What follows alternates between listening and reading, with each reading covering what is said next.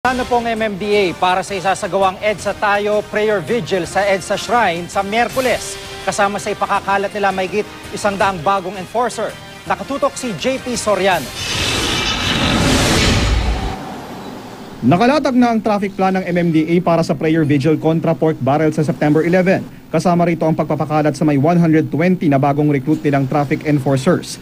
Dumaan sila sa ilang linggong training at seminar sa kanilang tungkulin at wastong pagpapatupad ng batas trapiko.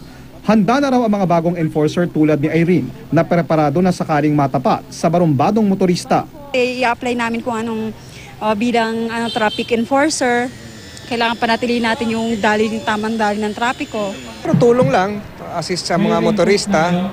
Ang kapulisan naman, maximum tolerance naman yon. Sa araw ng vigil, gagamitin ng MMDA ang mga nakaimbak na nakumpiskang illegal billboards bilang traffic signs. Inaasahang maapektuhan ng rally ang daloy ng trapiko sa malaking bahagi ng EDSA, Ortigas, Shaw Boulevard at C5. Kaya sa Lunes, posibleng ilabas ng MMDA ang traffic rerouting plan para sa prayer vigil, kasabay ng pag-aanunsyo kung sususpindihin ang number coding. JP Soriano, nakatutok, 24 oras.